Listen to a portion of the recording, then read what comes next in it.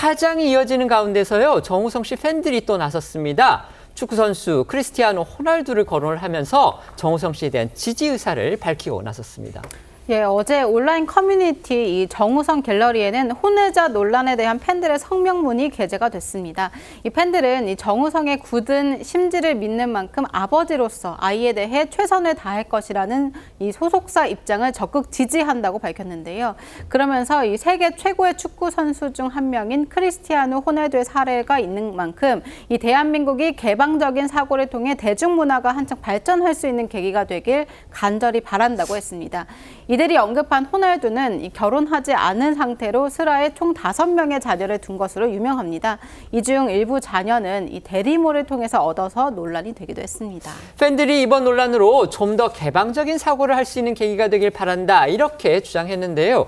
실제로 정우성 씨 논란이 불거진 이후에 온라인 등에서는요, 혼외, 즉 결혼하지 않고 아이를 낳는 이른바 비혼 출산에 대해서 갑론을박이 이어지고 있습니다. 네, 말씀하신 대로 비혼 출산이 사회적 이슈로 대두된 가운데 국내 혼외자의 비율이 지난해 신생아 100명 중 5명꼴로 높아졌다는 조사 결과도 나와서 눈길을 끌었습니다. 통계청에 따르면 2023년 혼인 외에 출생아는 총 1,900명을 기록하면서 처음으로 10,000명을 돌파한 상태입니다. 혼외 출생에 부정적이던 인식도 이 젊은 층들에서 바뀌고 있는 추세인데요.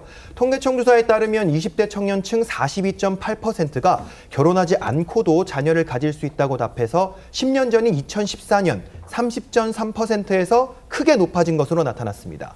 일각에서는 정우성 씨 논란과는 별개로 혼외자와 비혼 출산에 대한 부정적인 시선이 완화되는 계기가 되기를 기대하는 시각과 함께 사회적 지원과 제도적 개선이 함께 이뤄져야 한다는 지적도 나오고 있습니다. 정우성 씨가 결혼하지 않은 상태에서 아들을 낳았음을 인정을 했고요. 또 앞으로 결혼할 계획도 없다, 이렇게 소속사 측을 통해서 밝혔습니다. 하지만 어쨌든 자신의 친아들이라는 걸 인정을 했기 때문에 그에 따라서 안게 될 법적 책임도 있을 겁니다. 두 분 다 변호사시기 때문에 그 부분 관련해서 한번 여쭤보겠습니다. 어떤 게 있을까요?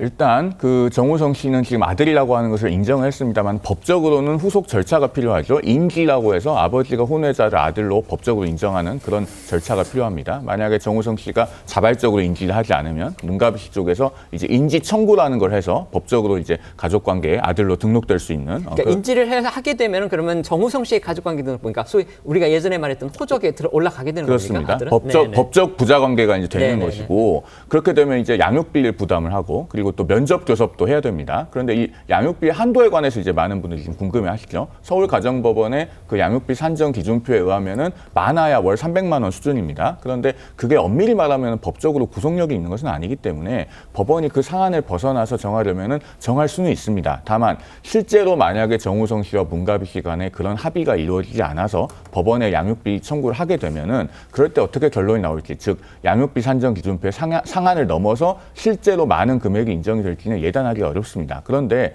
최근 법원 실무는 가족 생활의 다양한 형태를 좀 반영하려는 시도들을 조금씩 하고 있습니다. 대표적으로 최태원 회장과 그 노소연 관장 간의 소송에서 2심이 위자료를 20억 원 인정한 그런 사례가 있지 않습니까? 그렇기 때문에 예단하기는 어렵지만은 꼭 법적으로 불가능한 것도 아니다, 이런 정도로 말씀드릴 수 있을 것 같습니다. 저는 이제 개인적으로 이 부분도 궁금합니다. 지금 뭐 다른 연예인들 사례에서 보면은요, 이제 결혼하지 않았거나 아니면 이혼한 상태에서 자식을 키울 경우에 자신의, 그러니까 엄마가 자신의 가족 관계 등록부라고 그러나요?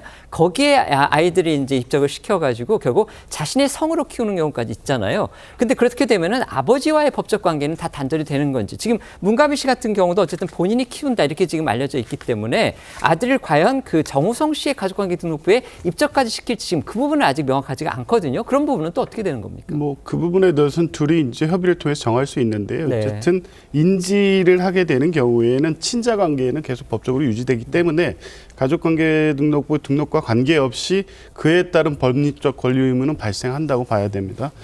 조금 전에 송혜원 변호사 말씀하셨지만 인지 청구로서 이제부터는 양육비 부담을 성년될 때까지 부담하게 될 것이고요. 또 그 이후에는 이제 상속 관련해서 현재로서 다른 어떤 이 상속인이 없기 때문에 유일한 친자인 지금 태어난 아이가 제1순위 상속인이 될 가능성이 높습니다.